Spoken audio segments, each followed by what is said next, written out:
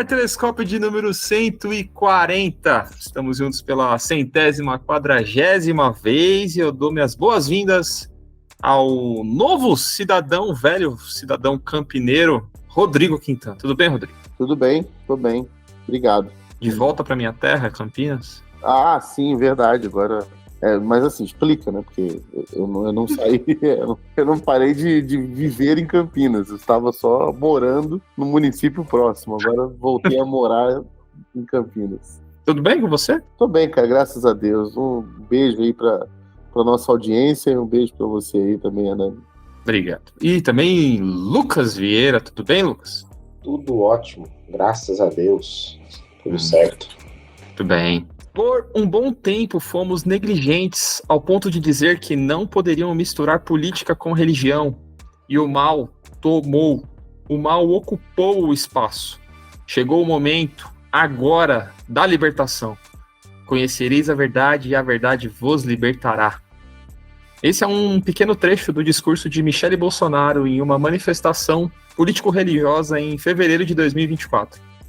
O engajamento cada vez mais desavergonhado dos cristãos evangélicos na política é evidência da chamada teologia do domínio, que usa da religião como argumento e plataforma de exercício político. Vamos hoje conversar sobre essa teologia do domínio, né? Mais uma vez, mais um mês, um programa com teologia no nome, o que não é comum. Vamos completar a trilogia e a gente vai ver que teologia que a gente vai falar mês que vem. Mas hoje a gente vai falar de teologia do domínio, que é esse casamento promíscuo entre religião e política, sobre a qual a gente já conversou no Telescópio, mas hoje mais especificamente sobre as teologias que corroboram ou que sustentam essa relação cada vez mais evidente, mais forte no Brasil, né? Talvez em primeira mão aí para toda a nossa grande audiência, falar que o Lucas é autor, né? Um dos autores de um livro que está para ser lançado com essa temática, né? Então, além de ser um assunto muito em voga também, a gente tem o privilégio de ter o Lucas com a gente,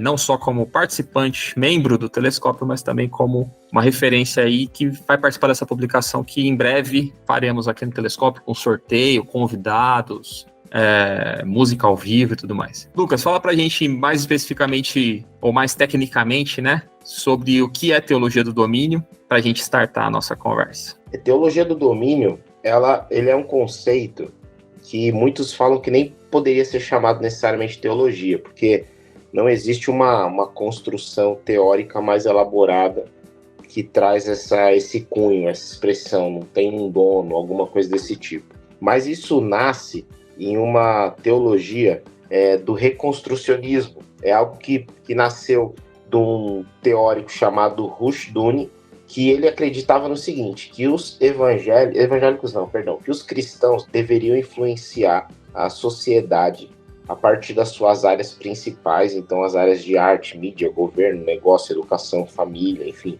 Eles deveriam ter uma influência significativa nessas áreas de tal forma que influenciasse a sociedade ao ponto de dominá-la. De onde que ele tira essa ideia? Ele faz uma leitura literal do Gênesis 1, 28. Eu até deixei o texto aqui pra gente acompanhar junto, que diz assim: E Deus os abençoou e lhes disse: Sede fecundos, multiplicai-vos, enchei a terra e sujeitai-a, dominai sobre os peixes do mar, sobre as aves dos céus e sobre todo animal que rasteja pela terra. Esse teórico, ele acreditava que essa sujeição, esse domínio que Deus está citando aqui, ele tinha uma implicação prática especificamente para os cristãos. O cristão era chamado a exercer domínio sobre a terra, domínio sobre as pessoas, sobre os povos, sobre a educação, sobre a família, de forma tal que nós começássemos a travar uma batalha espiritual do bem contra o mal, do santo contra o impuro, alguma coisa desse tipo. Quando a gente olha para esse fenômeno,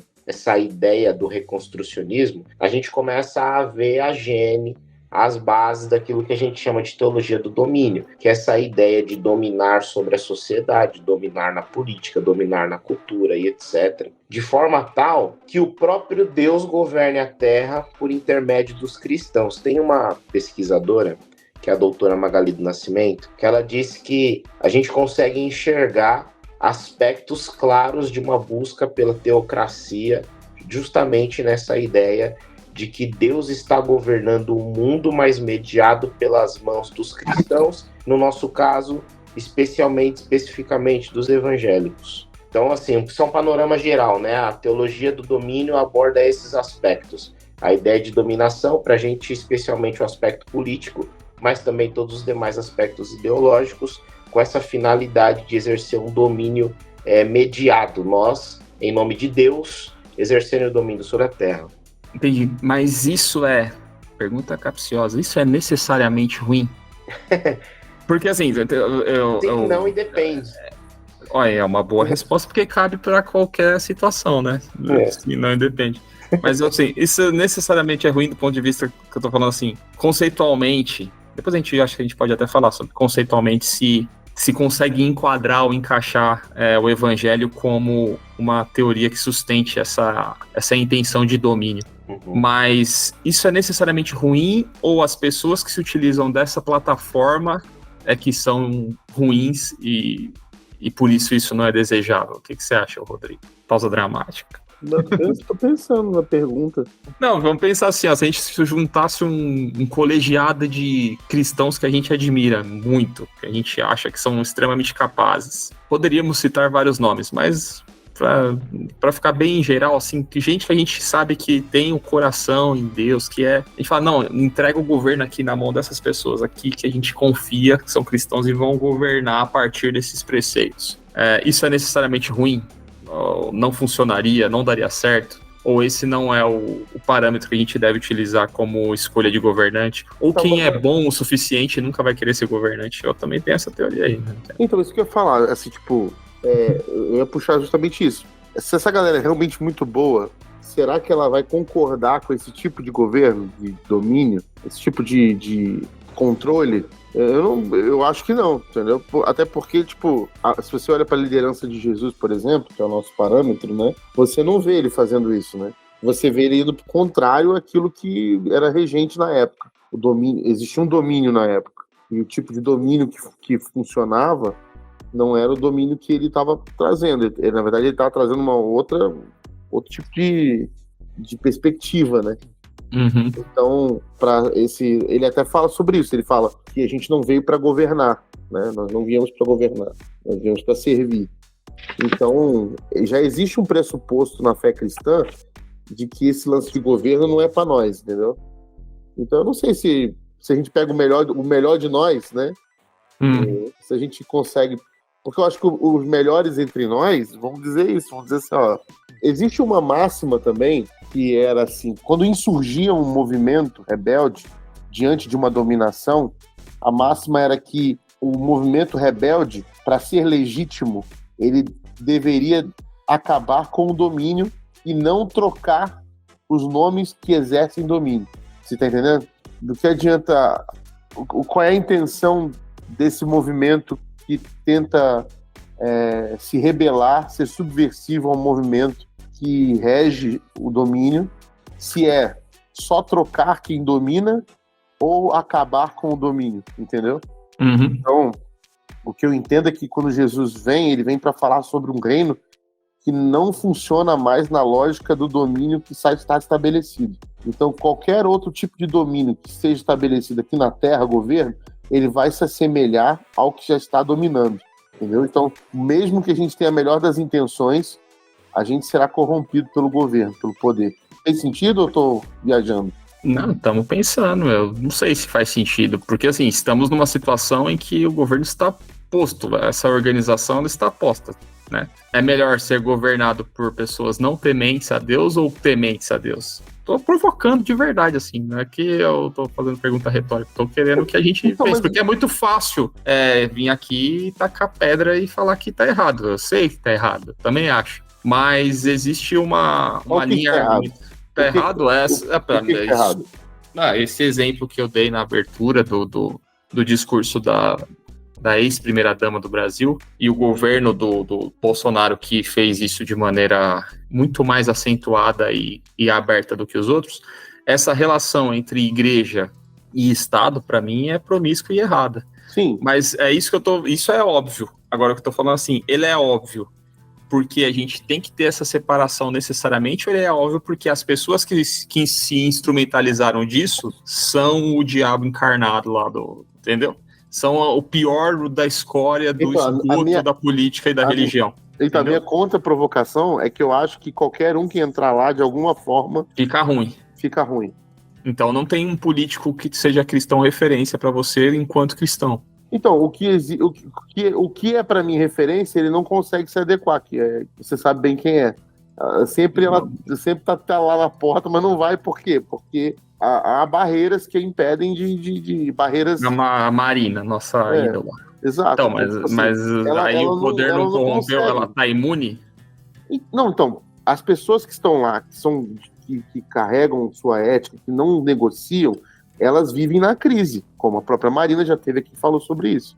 Ela vive nessa crise de querer ter que fazer um jogo que ela não quer fazer.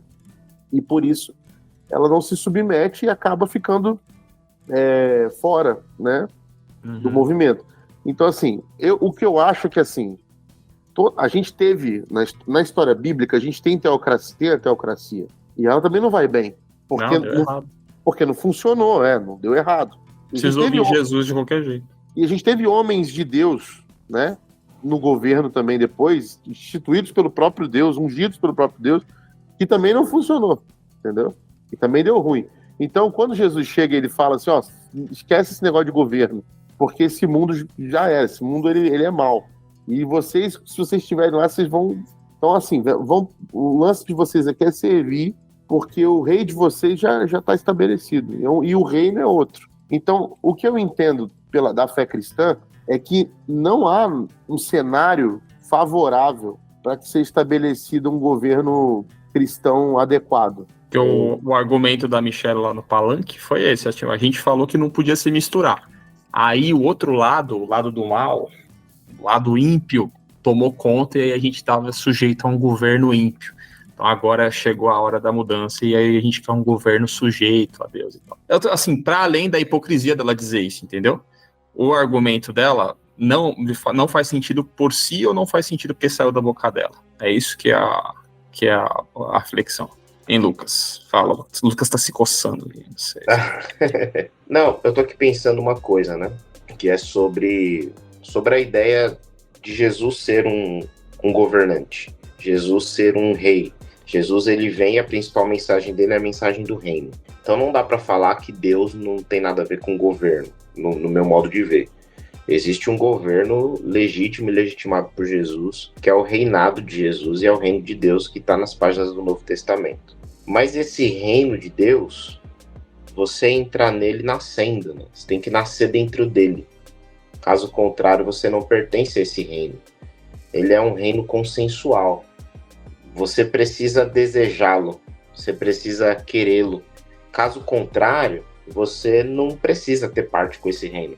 Vocês estavam falando de teocracia, a teocracia bíblica, e falando que depois que não funcionou e tal, mas eu não acho nem que não funcionou. Acredito que a teocracia bíblica ela funcionou para aquilo que ela se propôs.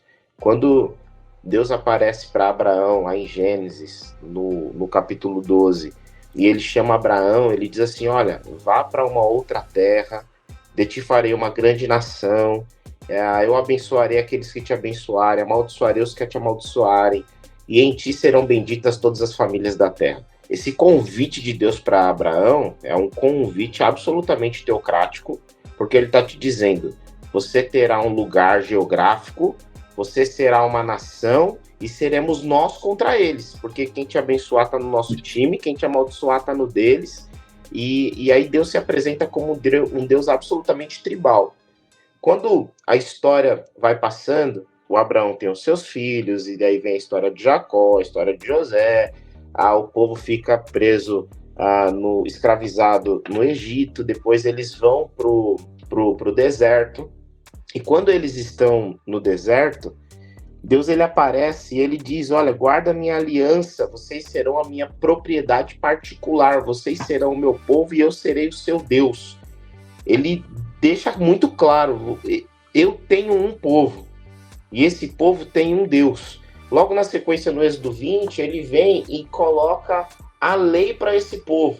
Então, além de Deus ter um povo para si, ele está levando esse povo para um lugar geográfico e agora eles têm uma constituição. Então, esse Deus do Antigo Testamento, ele se mostra um Deus de um povo particular, que tem uma ascendência, tem uma etnia, tem um local geográfico, tem uma lei, tem uma constituição, e tudo isso com o objetivo: abençoar todas as famílias da terra. Porque foi isso que ele falou desde lá do início para Abraão. E aqui no Antigo Testamento a teocracia acontece, e aí que tá. Eu acredito que é justamente uma interpretação errada, instrumentalizada, manipulada dessas ideias do Antigo Testamento que constroem essa Babel que é a política a partir das mãos dos evangélicos hoje no Brasil. Por quê? Porque tudo isso que é construído no Antigo Testamento tem uma finalidade, a finalidade de trazer Jesus. Para quê? Para que Deus deixasse de ser o Deus de um único povo e passasse a ser o Deus de todos os povos. Para que Deus deixasse de ser um Deus étnico e passasse a ser um Deus de todas as nações, deixasse de ser um Deus tribal e particular para ser um Deus plural e que abrangesse todo o mundo.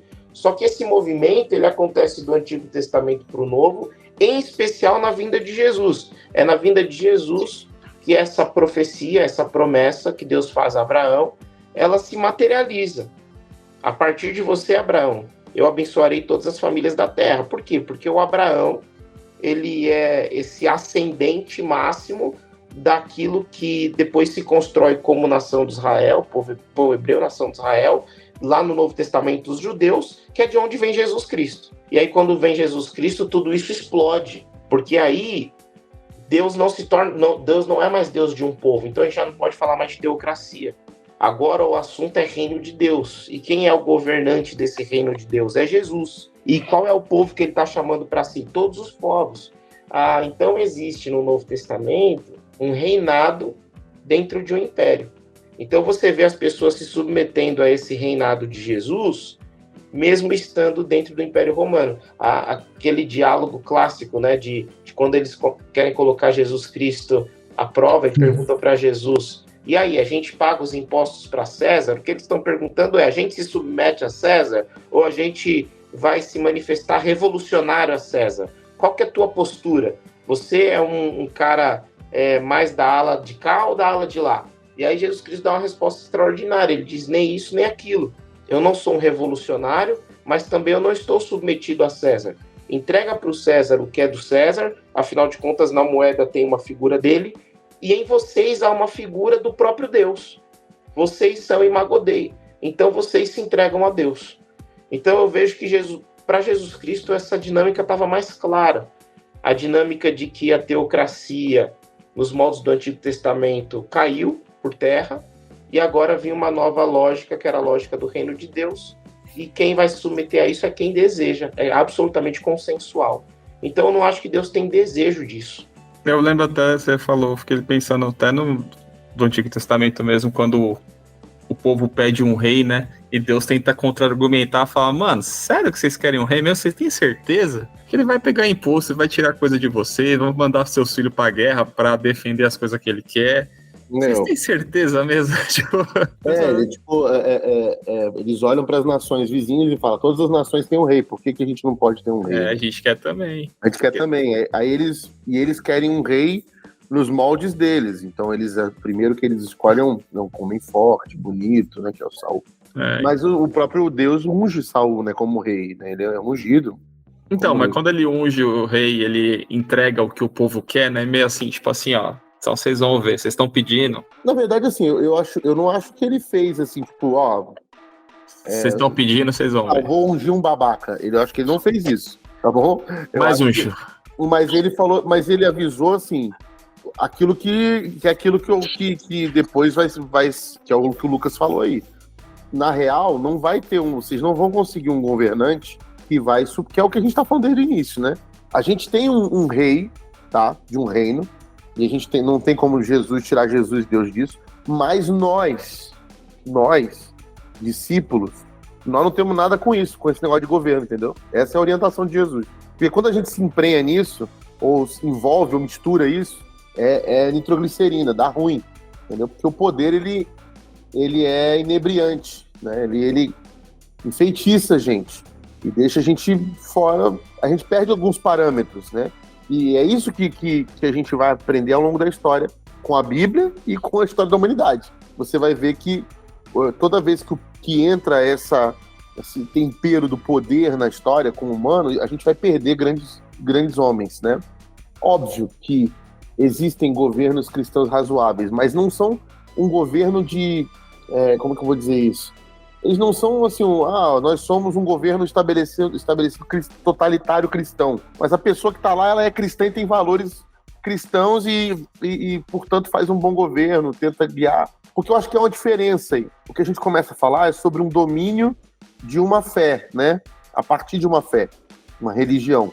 E aí você transforma o Estado num Estado que não é fora da laicidade do Estado, Estado totalitário, né? De regime radical daquilo. E aí você acaba trazendo características para esse governo que não são características que simpatizam ou que têm a ver com a fé cristã. Que é você impor algumas coisas, você dizer que isso pode, de alguma forma, transformar isso em lei, que é o que acontecia, por exemplo, em Israel, na época de Jesus, né? A lei se confundia com as questões religiosas, né? Então, o pessoal adulterava, você tinha uma constituição vigente, né, que dizia o adúltero, o homem que sofreu a traição tem que estar lá para que haja uma adúltera e ele seja condenado, a mulher seja condenada a apedrejamento e morra, então pena de morte. Então se misturava a lei de Deus com a lei dos homens, então havia ali um estado totalitário ali, né? Havia um domínio religioso. Esse para mim é o perigo do negócio. Agora, quando você tem gente cristã, por exemplo, quando a gente citou da Marina Silva, no governo, eu não vejo problema nenhum nisso, em gente apta que vai estar lá para poder exercer um bom governo, independente da sua fé, né, entendeu? Uhum. Assim como eu acho que pode ter gente de qualquer matriz religiosa com o mesmo valor, essa mesma capacidade. Eu acho que o problema é diferente, entendeu? A lógica que rege a religião, pra gente é até fácil, né, mas talvez para quem nos ouça não seja tão óbvio, mas a lógica que rege a religião, ela é intransigente, intolerante em alguns aspectos. Que não é algo que a gente deseja para a lógica de um governo civil, não religioso. Então, o Lucas falou uma parada que é importante, que dentro da lógica do evangelho de Jesus e não da religião, ela é uma submissão voluntária, né? Ela é um serviço voluntário, né? Você faz-se escravo de Cristo, mas você não pode estabelecer que o parâmetro que eu escolhi serve para quem não escolheu. E isso faz sentido na religião. Todo mundo aqui escolheu isso aqui e a gente vai viver sob essas regras, mas não faz sentido para quem não tem essa opção dentro de um estado, que a gente vive dentro do estado, que a gente não tem opção. Pô, não vou mais pagar imposto. Escolhi que esse ano não vou pagar imposto de renda, tô tranquilo. Não é esse parâmetro. Então, assim, a gente tem que entender que, ou pelo menos quando eu olho para alguém que quer estabelecer uma lógica religiosa dentro do que não cabe religião, que é no Estado, porque o que é pecado não necessariamente é crime do ponto de vista civil, né? Não pode ser, porque a pessoa escolheu não seguir aquela fé. Então, eu tô tranquilão, eu acho que isso aqui é pecado, eu não vou fazer, tô tranquilo. Pode ir pro bloquinho, pode ir pro bloquinho de carnaval, não tem problema. Exato. Porque, assim, é óbvio, e isso aí a gente vê em N exemplos, né? Pô, é hipocrisia pra caramba dessas pessoas aí, entendeu? Tipo, é o uso, é a instrumentalização da religião para a imposição de certos valores que nem eles mesmos seguem. Tentando responder um pouco do que você puxou no início, com a Michelle Bolsonaro falando, talvez o que se pode pensar ou imaginar, e talvez trazendo já de novo a sua afirmação do início, né, é que, assim, na teoria, ter uma pessoa com valores cristãos, uma pessoa íntegra, discípulo de Jesus, de verdade, no governo, é ótimo. Nós teríamos um bom governo, na teoria, né? Seguindo a lógica de uma pessoa íntegra, uma pessoa, né, que carrega realmente esses valores no coração, de fato, isso aí seria excelente, muito bom. Por quê? Porque na boa a gente conhece o que os valores cristãos são excelentes.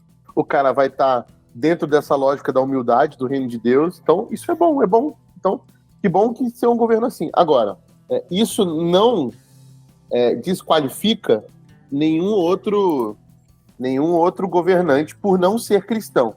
O que pode desqualificar o outro governante é ele não ser uma pessoa íntegra, não ser uma pessoa capacitada, não ser uma pessoa que tem boas ideias ou que não tenha habilidade suficiente para governar uma nação de maneira honesta, honrada.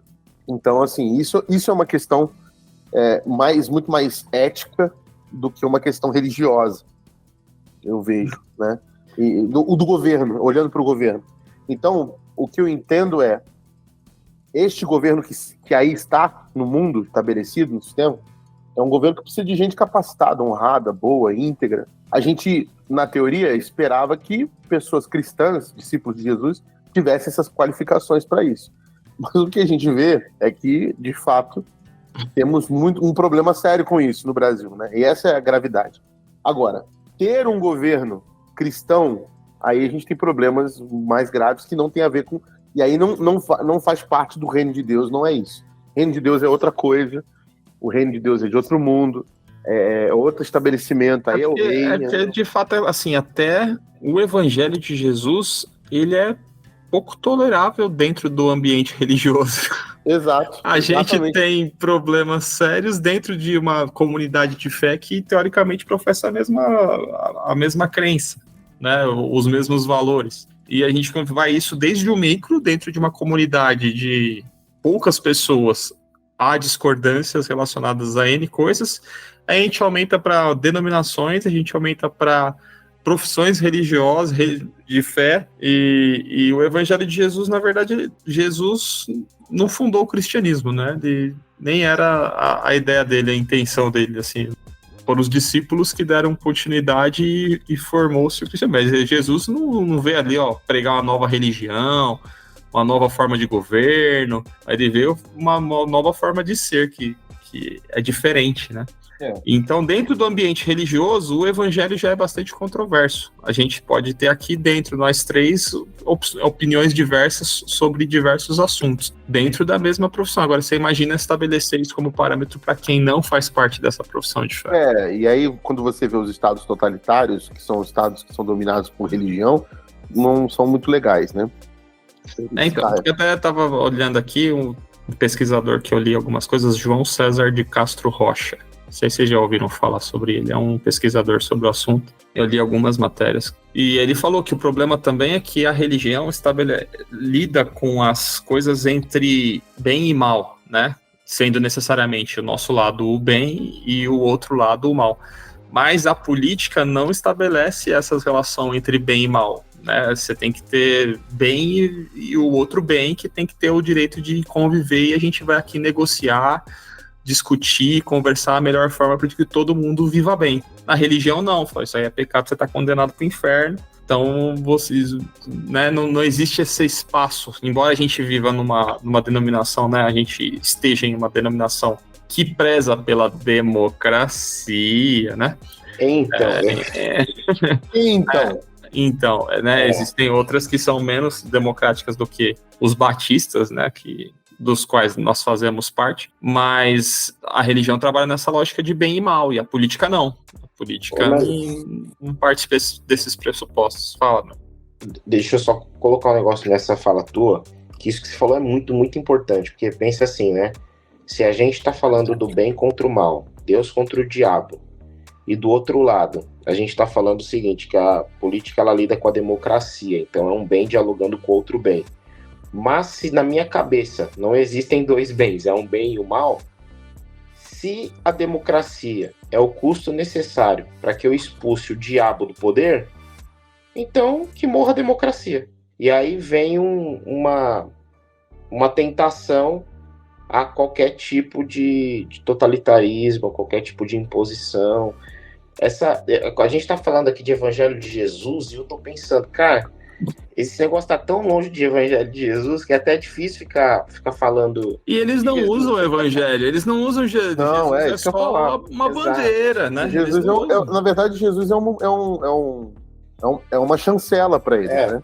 Eles criam um Jesus que eles personalizado, né? Customizado do jeito que eles querem e falam como se fosse chancela, entendeu? É porque, assim, o que eu percebo o Jesus, ele não é citado, né, nos discursos. O que é citado é que existe uma libertação que a gente precisa viver, que é o que o Hernani leu no começo sobre a fala da Michelle Bolsonaro, é de que existe um escolhido de Deus para a nação, que a gente precisa colocar o escolhido no devido lugar, porque essa é a vontade de Deus. É que existe uma batalha espiritual da força da luz contra a força das trevas.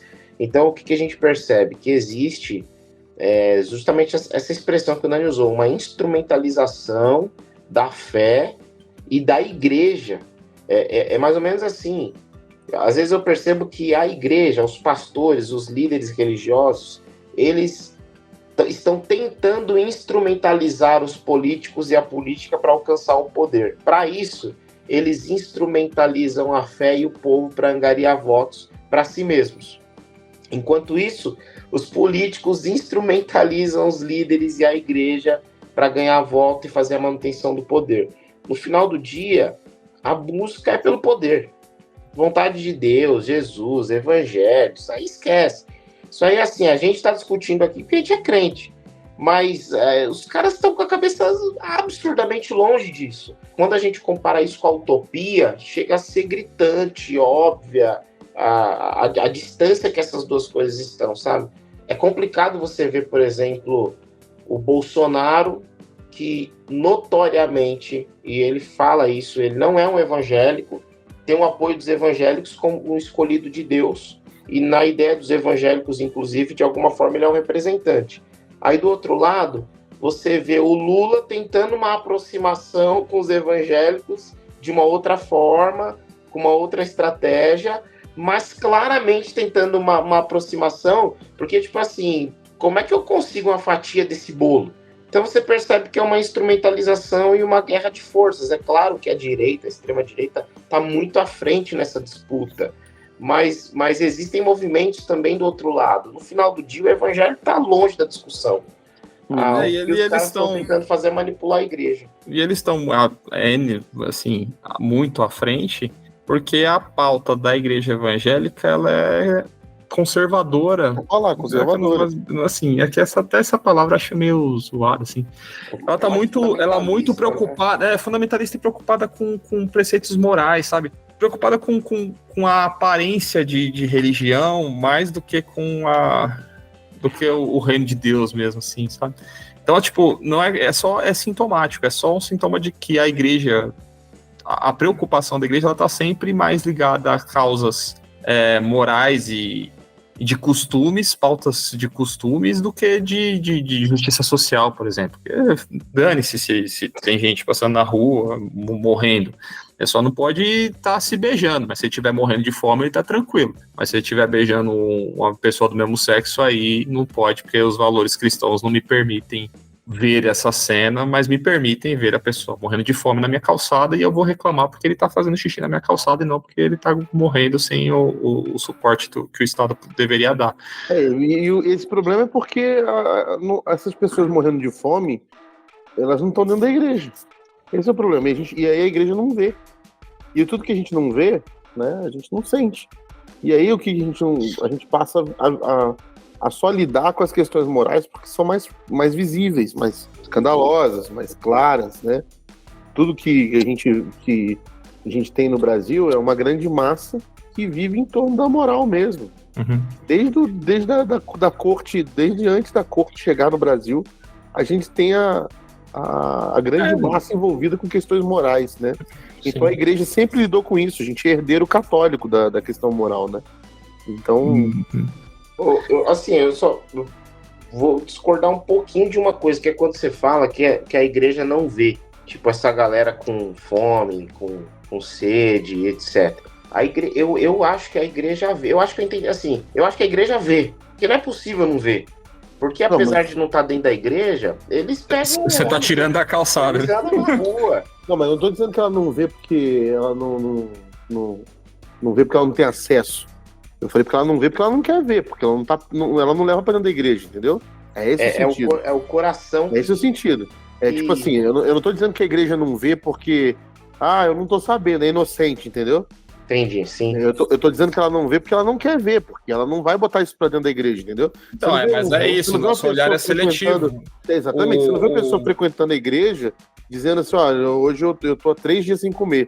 Essa pessoa nem tá na igreja, se for uma ou outra, numa periferia que vai fazer isso, e a gente dá um jeito de, procura o setor da social da igreja. Eu acho que a igreja tem essa vocação intolerante com relação a assuntos muito específicos, porque a gente até consegue superar algumas outras coisas, né? Por exemplo, recasamento hoje na igreja evangélica é totalmente, né, aceitável, o divórcio é comum, né? A gente até estimula, fica feliz se a pessoa achar um novo grande amor, coisa que até pouco tempo atrás a igreja ia entrar em disciplina e blá, blá, blá. Mas isso aí já tá mudando de novo, né? As igrejas... Enfim, mas é esse movimento de o que do que eu tolero mais ou do que para mim é asco, e aí eu uso a religião e a fé, porque é isso, a religião ela não tem espaço para debate. Ela fala, quer dizer que você prefere um ímpio no poder? Aí você vai ficar tipo... É um nível de argumentação muito raso, entendeu? O discurso religioso ele não te permite essa reflexão se a outra pessoa não estiver disposta a refletir junto contigo. Jesus não conseguiu, imagina a gente que é a gente. Eu penso que tem uma coisa assim, que a igreja evangélica ela é muito mais apegada à lei do que, por exemplo, aos profetas. Ela é muito mais apegada ao sacerdócio, à religião, à lei, ao Moisés, do que ao Abacuque, a Oséias. E Jesus Cristo, ele é de linhagem profética. Jesus Cristo, ele é de descendência profética e não de descendência sacerdotal. Jesus Cristo, ele tem na sua mentalidade, na fala, na vida, essa conotação de denúncia constante da realidade. Mas a gente abraçou o Moisés, cara. Assim, e é óbvio que eu não tenho nada contra o Moisés, mas a gente abraçou o Moisés, a gente abraçou os sacerdotes, os ritos, e a gente ficou muito distante da profecia, muito distante do Cristo. Quando você fala assim, a igreja ela consegue ver 2 homossexuais se beijando, se escandalizar com isso e propor uma lei em relação a isso. Mas ela não consegue ver meninos que morrem de frio. Quase todo ano tem gente que morre de frio na Paulista. Isso não choca. Quando você diz isso, para mim tá claro. A igreja abraçou o Moisés e desprezou o Oséias. A igreja leu a lei, a igreja se acostumou com o rito e esqueceu o Cristo. De linhagem profética e que denunciou essas coisas o tempo todo. Que os caras, até nesse mesmo outro pesquisador que eu falei, ele fala disso, por exemplo, que o grande nome da teologia do domínio é o rei Davi, né? Os crentes têm esse fetiche aí com o Davi, por quê? Porque ele é o homem segundo o coração de Deus, né? Isso aí tá lá. Mas porque ele era ele era ruim. Se você for pegar, todo mundo adora elencar os N problemas que Davi teve, né? E aí isso abre brecha para quê? Tá vendo? Esse governante aí, ele é ruim, mas ele é o ungido do Senhor. Então existe um nível todo de tolerância de erros e maldades, mas nessa linha aqui, né? Ele pode errar nisso aqui, mas é um nível de erro que é tolerável e ele continua sendo o ungido do Senhor, mesmo sendo N atributos que são negativos, né? Então ele não usa um exemplo de Jesus para a seleção de um representante, ele usa o de Davi, né? Ele não usa de José, que perdoa os irmãos, ele usa de Davi, que adulterou, mandou matar o amigo, mas está tranquilo, porque ele era um homem segundo o coração de Deus, né? Existe Então, assim, é sempre esse uso dessas figuras, sempre do Velho Testamento, sempre de textos bem selecionados, para corroborar uma ideia de dominação e de estabelecimento de poder. Eu tive a curiosidade de perguntar para uma amiga que não é crente, que não demonstra tanta simpatia assim por crentes, qual que era o receio dela de ter um país terrivelmente evangélico, assim. E é bastante curioso, porque é uma pergunta que, para as pessoas, para essas pessoas, né, com essas características como dessa minha amiga, ela não consegue definir exatamente o que é a gente também não consegue exatamente, a gente está conversando sobre isso, mas não consegue. Eu falei, o que é o ruim? Da fala, o ruim é esses caras que eles são corruptos e usam a religião. Eu falei, mas tudo bem, mas os outros também são corruptos, usam outra fé, podem usar outra fé para instrumentalizar e manter o poder. Tipo, o poder aí não tá na religião, tá na corrupção dessas pessoas. Um governo terrivelmente evangélico, qual que seria o problema? E aí a gente fica sempre nessa travação, porque a pessoa não consegue entender exatamente e nem definir exatamente o que seria um governo cristão, e acaba entrando sempre na pauta moral mesmo. Não, um governo que vai perseguir religiões africanas, né, de matriz africana, que não vai dar liberdade de religião. Essa pessoa nem tem religião, mas ela vê isso como negativo, que essas pessoas vão perder essa liberdade. Vai ser um governo que vai desrespeitar direitos das mulheres, porque a religião é historicamente machista, né? E essas pessoas são, embora muitos expoentes sejam mulheres, têm um discurso ainda machista. Então, assim, é engraçado ver a caricatura que o político fez com que os evangélicos adquirissem. Eu acho que o grande medo, talvez, estava aqui pensando nessa pergunta que você fez. O grande medo de você ter um país terrivelmente evangélico, para mim, é porque, assim, quando você pensa nisso, em misturar religião com poder, você tem que trazer para dentro da lei dos homens algum tipo de lei, algum tipo de regulação religiosa que se misture, né? Que era o que acontecia na época de Jesus lá em Israel. E aí, qual é o problema? O grande problema da lei é que você possui brechas na lei. E você pode fazer da lei aquilo que você quiser com ela. E qual é o grande oposto disso? É que, aí vamos tentar esse paralelo com o Evangelho de Jesus que a gente tentou. O Evangelho de Jesus é sobre o amor. E aí sim, no amor não há exceção. No amor não há brechas. No amor não há, tipo assim, não existe eu amo meio. Então, nesse sentido, o amor ele é mais sólido, conciso, do que a lei. Então, tipo assim, quando você pega um poder, estabelece uma lei, aquele que governa, aquele que é o grande ruler, né, o grande regimentador disso, ele vai trazer a lei para o que ele quiser e fazer o que ele quiser com ela a partir desse formato, né, do mal. E aí você tem um Handmaid's Tale aqui no Brasil, né? Se for esse caso. Agora, o lance de Jesus é que no amor você não tem outra opção que não amar, que não fazer aquilo, que não ser real aquilo. Então, a proposta de Jesus, ela quebra esse conceito dos religiosos porque eles não conseguem manusear isso, não tem como manipular o amor. Talvez esse seja o grande antagonismo aí, né, que existe entre o reino de Deus aí, o que Jesus vem trazer com o reino dos homens e o perigo de se colocar uma religião misturada com poder, né? Então, o medo que eu acho que talvez eu teria é justamente isso, é que você começa a ter que... Tudo aquilo que por exemplo, você falou aí, né? Hoje as igrejas toleram recasamento, divórcio. Cara, tolera de quem? Esse é o problema. Porque, na verdade, tem gente que a igreja não tolera, mas tem gente que a igreja tolera. É religião. Né? Esse é o problema.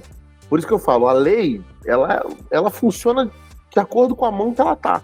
Quem é o regimentador? Quem é o executor da lei? Você quer a lei na medida da sua hipocrisia. Exatamente. Você deseja a lei na quantidade diretamente proporcional ao tamanho da sua hipocrisia. Então, por exemplo, eu já conversei isso com o Lucas. Eu falei assim pra ele, cara, a gente é pastor. E, mano, se eu divorcio, eu que sou um bosta, acabou meu ministério, meu irmão. Entendeu? Dificilmente eu vou vender minha arte na praia. É isso. Entendeu? Não, acabou seu ministério dentro da estrutura em que você faz parte, mas tem um monte de cara que sai aí, monta a igreja dele do apóstolo Rodrigo dos últimos dias. Calma, acompanha a lógica. Eu vou lá na sua igreja. Acompanha a lógica. Acabou meu ministério, divorciou, acabou meu ministério na denominação, tá? Na instituição religiosa. Mas, mano, dentro da nossa instituição religiosa, existem pastores renomados, com muita honra. Então, no terceiro casamento. Quinto casamento. Já passaram por toda a atrocidade e barbaridade que a igreja repudia, tá lá, velho, tá lá. Casou com a primeira de novo e descasou de novo. Sendo aplaudido, exatamente, sendo aplaudido por multidões e sendo indicado para cargos políticos dentro da denominação. Então, assim, o grande problema disso é sempre aonde está, que lei, e qual lei que é, qual é, na mão de quem que está isso, porque isso é facilmente mudável, adaptável, depende de quem é que está lá, quem é que cometeu o erro, entendeu?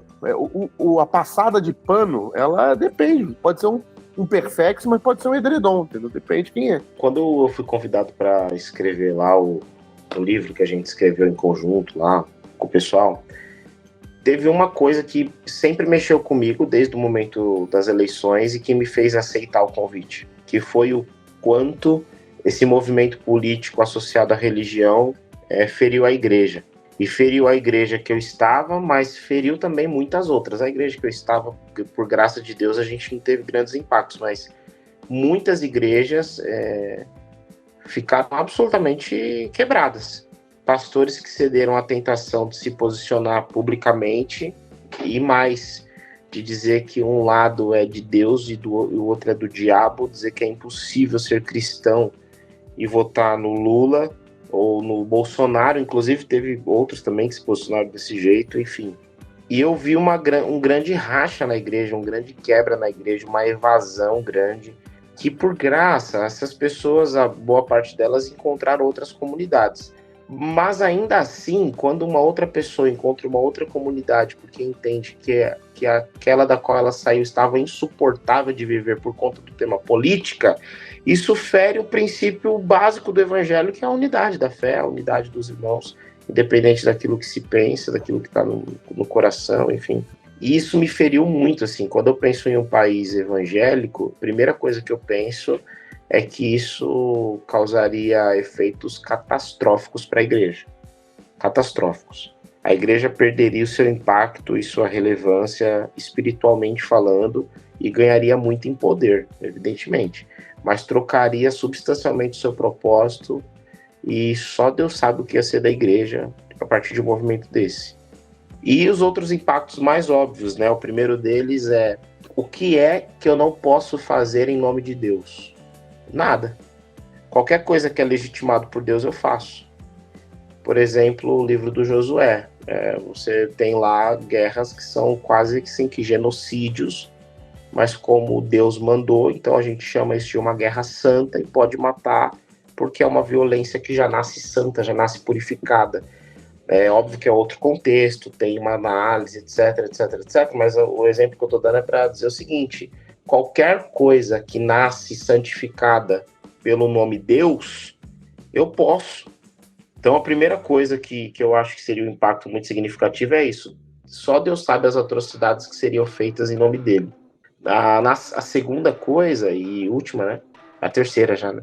Terceira coisa e última é sobre essa questão da imposição de uma moral, uma pseudo-moral evangélica, que eu não sei de onde tirar essa moral evangélica, porque eu não vi Jesus Cristo escrever leis, etc., mas existe uma ideia de que tem uma cartilha de uma moral evangélica que tem que ser imposta sobre as pessoas para que a nação seja pura e santa. Inclusive, quando a gente estava falando agora aqui dos homossexuais, e eu fiquei pensando uma coisa, né? Quando a gente pensa no direito, existe o direito público, o direito privado, aquilo que é de ordem particular, individual, privado, e aquilo que é de ordem comunitária, pública, etc. Essencialmente, aquilo que é de ordem privada e particular e que não impacta o todo e a vida dos outros deveria ser exercido em liberdade, a não ser que impacte de qualquer forma, ainda que mínima, a vida de alguém. E aí sim deve existir uma lei para moldar essa relação, instruir essa relação e etc. Quando os evangélicos começam a decidir sobre aquilo que é privado, particular, individual e etc., demonstra o seu desejo de imposição e domínio sobre os corpos, que inclusive teologicamente na carta do Paulo aos Gálatas ele falou que é um absurdo. Enfim, esses três aspectos para mim são os principais, assim, que me assusta só de pensar. Com certeza tem muitos outros, mas esses três principalmente. O que eu ia perguntar é que Quando também tem o lado ruim aí que o Rodrigo falou de ser pastor, essa responsabilidade de santidade dentro de alguns parâmetros, mas também você é revestido de um poder. Tem o culto da imposição de mãos lá, quando você levanta, você já não é mais o mesmo. Você tá ali, né? Aiadinho. Você já tá ali... Já chega nevado. Já. Meio brilhando, né? Resplandecendo a glória, né? O rosto brilhando. E aí você tem essa tentação também, ou não? Claro. De ter ganhado essa carta aí, esse coringa, e de ter um poder sobre a sua comunidade, e é um poder limitado, restrito à sua... a famosa síndrome do pequeno poder. Ao seu rebanho, ali ao qual você é responsável. E imagino que isso já seja um exercício de controle desse poder que começa a aparecer ali, e que à medida que você vai aumentando isso para escalas denominacionais, governamentais, dentro da cidade, dentro do estado, de influenciar a eleição de um presidente da república, né? A pessoa que teoricamente pagou a festa de fevereiro de 24 foi o pastor Silas Malafaia. Esse cara, ele manda prender, manda soltar, ele tem um poder, ele estala o dedo, ele tem a luva do Thanos lá. Ele estala o dedo e as coisas acontecem. Como que a gente consegue se blindar, ou como vocês se blindam, ou a gente como cristão consegue se blindar da tentação de ser tão poderoso? Porque como cristãos, a gente tá meio fora do nicho, mas existe uma amálgama, né? Os cristãos evangélicos do Brasil ganharam protagonismo de decisão, né? Como que a gente se blinda desse poder, dessa responsabilidade? Ninguém quer falar. Tá pensando. Não, é que eu penso assim, que desejável mas, cara, é que é muito complicado, é que existem, assim, muitas pessoas e pessoas, corações e corações. Por exemplo, hoje eu posso afirmar isso com paz no coração, de que eu não tenho no poder uma tentação. Existem outras tentações, tão graves e sérias quanto. Mas essa não é uma tentação que mexe comigo. Mas eu tenho uma esposa e tenho amigos que, por graça de Deus, sempre me puxam para baixo, sabe? Nesse sentido de quando eu tô viajando muito... Beijo, Rafa. Não, mas ô, Lucas, a gente entendeu o que você falou, mas é que foi engraçado. Eu entendi, não, achei bem engraçado. Tipo assim, uma esposa maravilhosa. O cara não subir, não ficar lá se achando. É que eu ia terminar. Eu tenho uma esposa e um amigo. Esse recorte. Pra baixo. Nesse sentido, assim, quando eu tô muito inflado, tal, tô dando uma viajada, já achando que sou mais que sou e tal.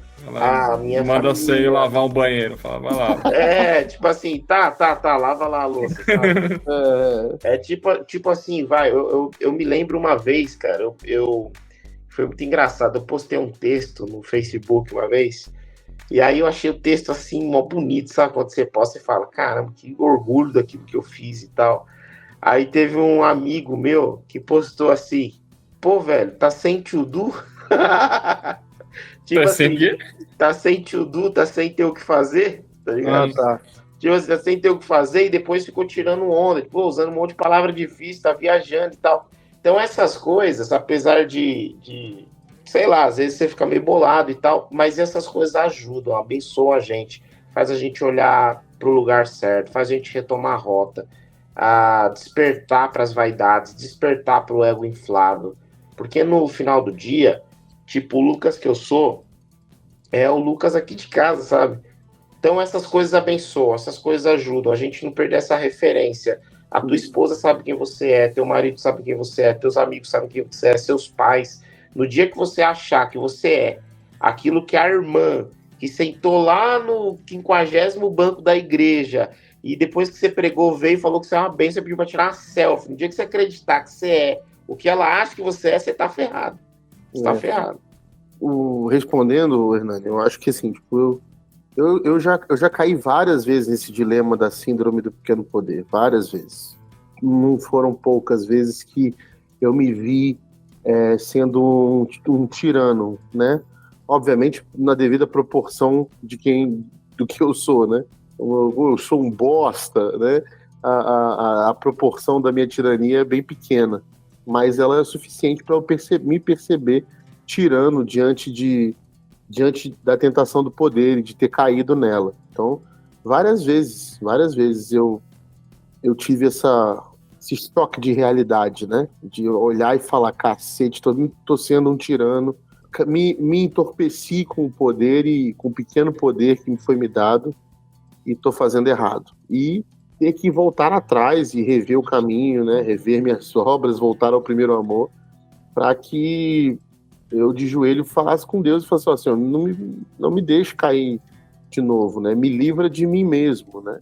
Desde então eu vivo sempre com muito cuidado, andando assim, porque o poder também, assim, como o Lucas falou, ele não é uma tentação para mim, mas é assim, ele é uma tentação para mim.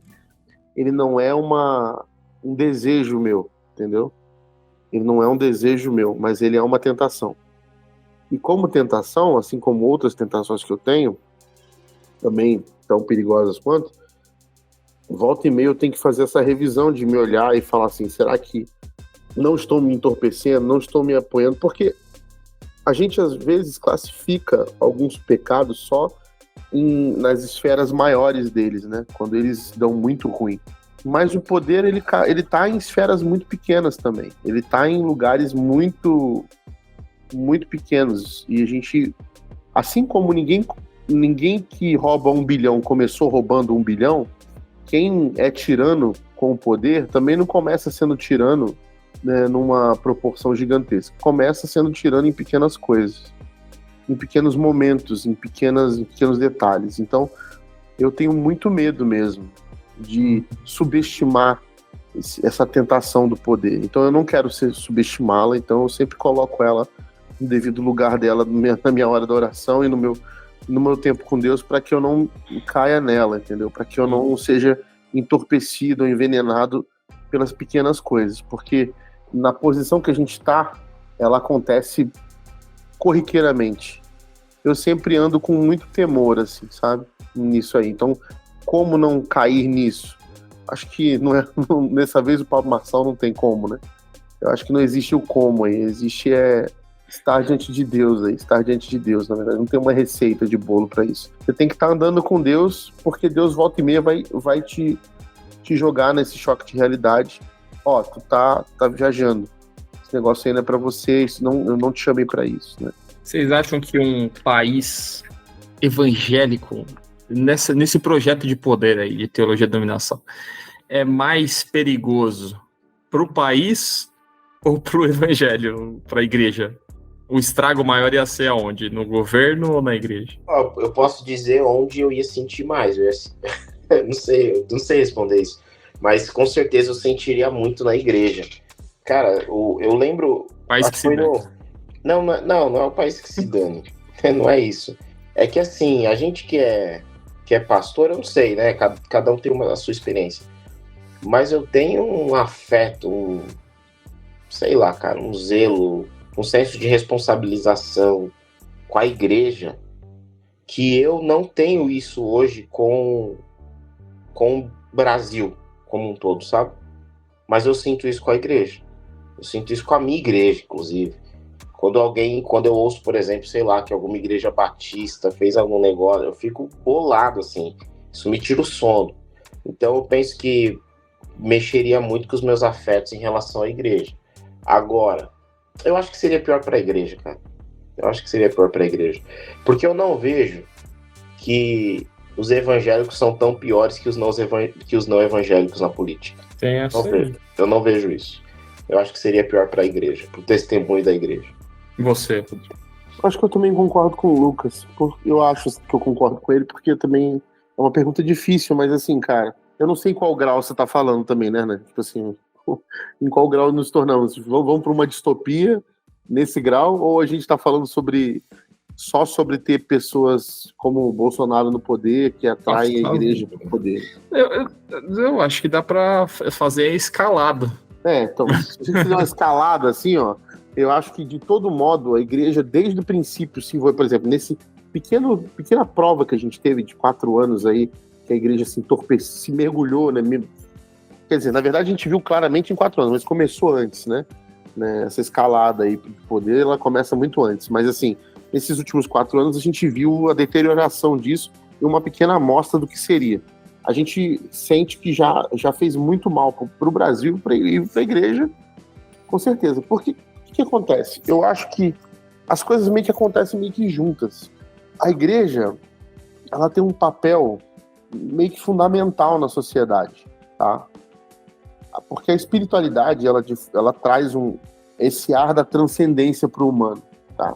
E quando você joga, agora eu falo do ambiente pastoral da fé cristã, né? Quando você joga no limbo a esperança, que é o sal da terra e a luz do mundo, quando você ferra com isso, não tem luz do mundo, não tem sal da terra, mas tem escuridão, mano. Então é uma coisa que não tem como separar uma coisa da outra. Eu acho que é ruim, muito ruim para a igreja, e por conta de ser muito ruim para a igreja, dá ruim para o país, entendeu? É uma bomba relógio. Porque se Jesus fala que nós somos sal da terra e luz do mundo, e esse testemunho que a gente está falando é como o sal que não serve mais para nada, que Jesus fala, né? O sal que não, o sal que não serve mais para nada, ele serve para quê? Para ser pisoteado. Acabou, entendeu? A gente não tem esperança mais para aquela sociedade. Sucumbiu. Então, eu acho que é o efeito dominó. É um brincadeirinha do dominó lá. Isso vai, mano, vai embora, entendeu? Eu penso também que pode ser mais danoso para a igreja, porque o governo, bem ou mal, ruim, ele não vai... Ele vai continuar lá. Desgraçadamente, mas vai. Mas a igreja... Mas o governo, desgraçadamente, ele ferra com um monte de gente, cara. Sim, mas ele vai continuar, né? Mas a igreja, eu digo isso porque, e eu tô pensando nisso agora, assim, essas últimas experiências me fizeram, esse zelo e o amor que o Lucas tem pela igreja como organização, que é o que faz a preocupação, né? Que gera, pô, tal igreja fez isso, tal aquilo, esse movimento que acontece dentro dele por causa disso, e em mim, por exemplo, confesso que então, não gera. Mas deixa eu te falar uma coisa importante que a gente precisa lembrar também, acho que talvez lembrar. A gente teve um momento, aliás, um grande momento histórico, né, na história da humanidade, em que o mundo foi terrivelmente cristão. E foi uma bosta. Exatamente, é isso que eu tô falando. A gente jogou o mundo naquilo que a gente chama de idade das trevas. Porque a igreja que era para ser a luz do mundo, deixou de ser a luz do mundo. E a gente chama o período na história de Era das Trevas. Justamente por causa disso. Então, é isso que eu tô falando. Mas, mesmo assim, a igreja não deixou de existir. A igreja permaneceu porque o Senhor da igreja é Cristo. Então, ela atravessou. Eu sei, mas é que igreja Mano, não tem nenhuma era na história que a gente poderia dizer aqui que seria mais prejudicial para a igreja de Jesus do que a era medieval. Sim, eu não tô falando que a igreja vai acabar. Eu tô falando que, assim, à medida que eu me... Mas o que você tá falando de prejudicar a igreja, então? É o quê? Então, eu tava tentando seguir o raciocínio, você interviu. Me perdoe. Vou tentar voltar a... Eu quero registrar aqui minhas escusas. Tá perdoado. Assim como Jesus, eu te perdoo.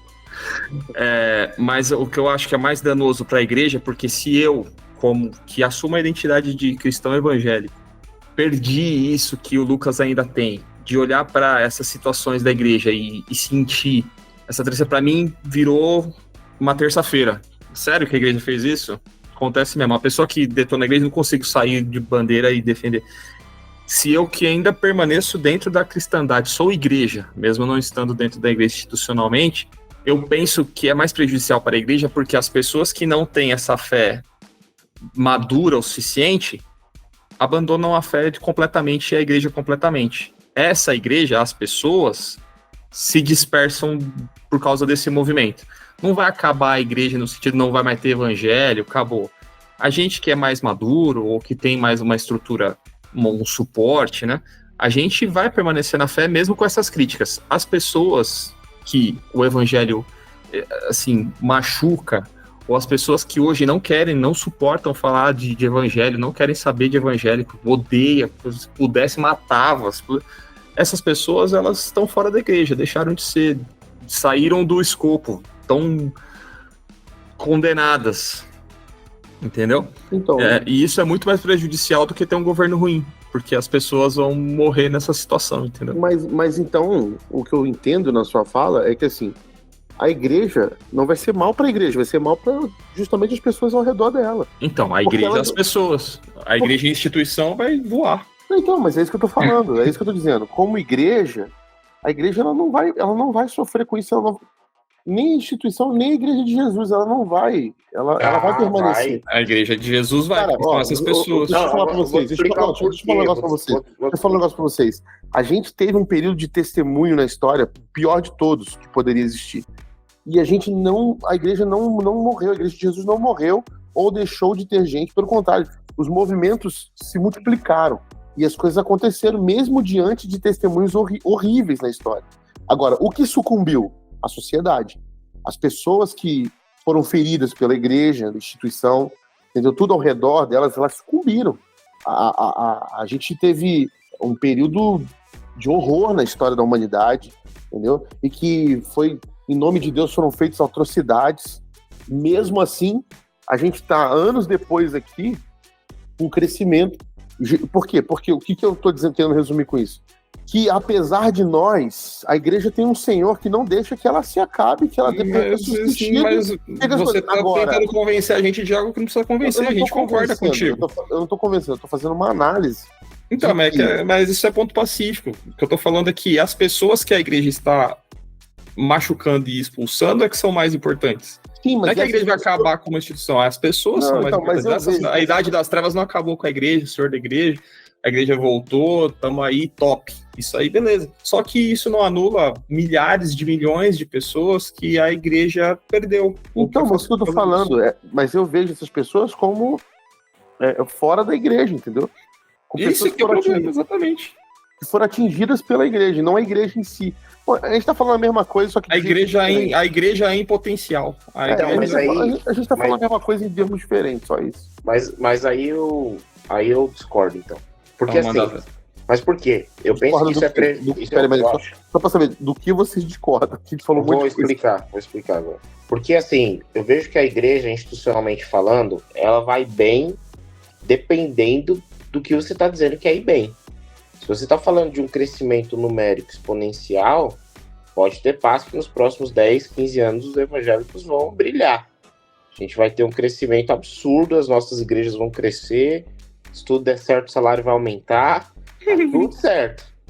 Agora, quando essa igreja estiver grande desse jeito, a qualidade da fé, e entre muitas aspas, a qualidade dos cristãos que estão sendo, mais uma vez, entre aspas, produzidos por esse movimento, não é uma fé e não é um cristão que fará bem à igreja e que construirá um movimento sustentável futuro. Quando a gente vê aquele livro do Yancey, do Eclipse da Graça, a gente vê justamente esse movimento que ele faz essa análise das subidas e das quedas. O que eu vejo é que a igreja evangélica no Brasil, ela ainda está em um movimento de subida. E na medida em que ela fica poderosa, ela fica mais atrativa. Os caras de mercado financeiro, agora eles falam que eles são crentes. Os caras da política são crentes. Todo mundo é crente, os cientistas são crentes, todo mundo é crente. Ela está nesse ápice, nessa subida. No pico dessa crise, ela perde a relevância. Aí o culto, com muito respeito aos católicos, vira missa. Nessa ideia de que você vai a cada 15 dias, vai perdendo relevância, vai perdendo impacto, e aí você começa a ter uma queda dessa ascensão, e uma queda que pode ser prejudicial e brusca para a igreja. Eu vejo que uma igreja poderosa, atrelada à política no Brasil, pode gerar esse movimento que pode ser muito destrutivo para ela mesma igreja, porque ela vai se ver longe do seu propósito básico e essencial, que é caminhar com Jesus. Vai estar envolvido em 1 bilhão de outras coisas, porque o que sustenta a igreja, e aí eu concordo com o Rodrigo, é a mão de Deus. É a mão de Deus, é Jesus, é a influência do Espírito, mas do mesmo jeito que a igreja nunca acabou, você vai na Europa e ela morreu, mingou. E agora está começando um movimento de reestruturação e de retomada da fé. Volta, porque... Então, é isso que eu estou falando. É que a gente está falando... Mas a pergunta do Hernani foi: vai fazer mais mal para a igreja ou para o Brasil? Pensando na igreja no Brasil, vai fazer mal para a igreja. Mas é isso que eu estava querendo, que eu estava falando, que eu estava pontuando. Que igreja que ele está falando? Da instituição igreja, porque tem duas coisas aí, tá? Porque, assim, a instituição igreja, aí a gente vê, isso aí, ela se atrela, faz as suas alianças e ela vive do jeito que é. Agora, o povo, que é a igreja de Jesus, ela não vai sucumbir, entendeu? A sociedade está sendo ferida pela igreja, como instituição, ou pela ausência da igreja de Jesus como esperança, né, da sociedade, eles vão sofrer. Então, assim, quando a igreja se perdeu lá no passado, na era, depois que Constantino se converteu, e a gente entrou no período mais trevoso aí, a instituição ficou forte, muito forte, poderosíssima. Governava os reis. O clero era acima do próprio reinado, né? As monarquias eram papais, praticamente. E você tinha uma instituição muito forte. E uma sociedade que sucumbiu, porque a igreja perdeu a sua identidade, no geral. E a igreja, como instituição, né, se perdeu. Mas, ainda assim, o movimento eclesiástico de Jesus, em paralelo, resistiu a esse mau testemunho desgraçado ao longo dos anos, ainda salvando pessoas de algum jeito subversivo ao longo dos anos para chegar até onde chegou. Ela não morreu. Mas governos, pessoas, sociedade morreram, foram perseguidas, enfim, a gente teve genocídios em nome de Deus por conta dessa perda da identidade da igreja. Então, quando o Hernani perguntou, eu entendi assim: o que vai sofrer mais? A igreja ou a sociedade, ou o governo? Eu entendo que é o governo e a sociedade. Por quê? Porque a igreja, ela atravessa, porque ela tem um Senhor que mantém isso. Mas, infelizmente, tudo aquilo que está sendo ferido por esse testemunho zoado da instituição, morre, sucumbe, vira trevas.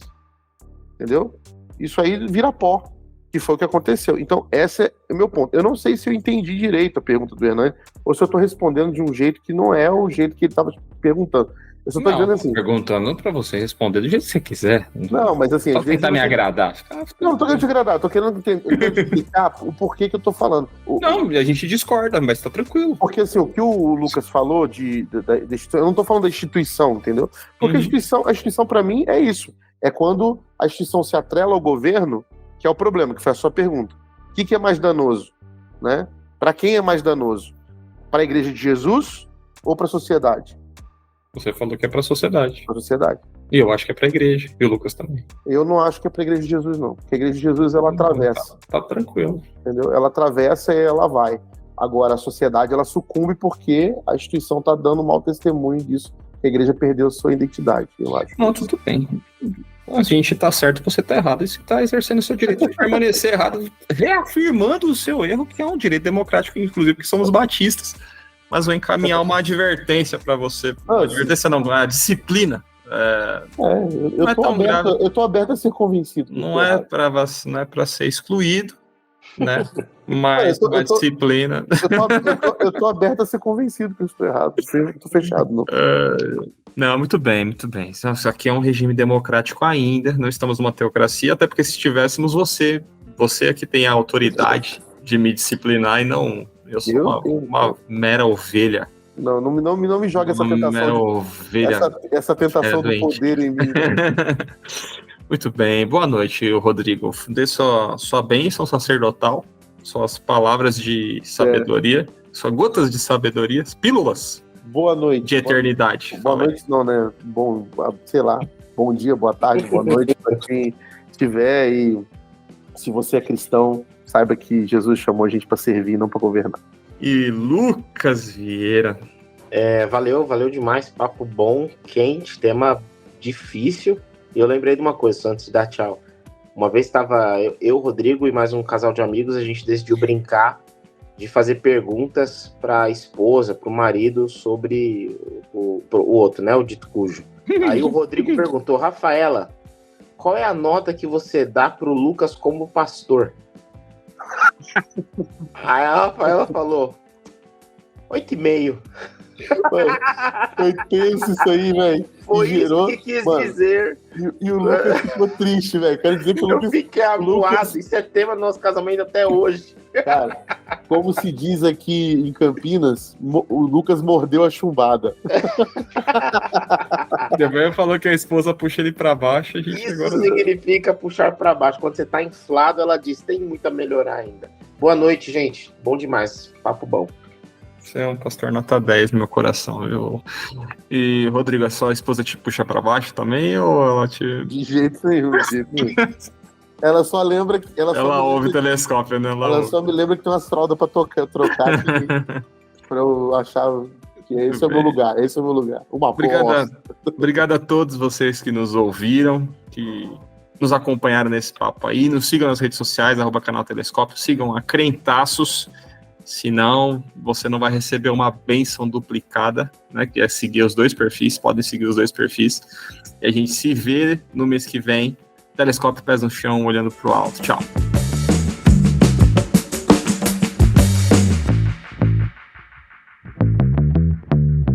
Mamãe! É Deus, mamãe!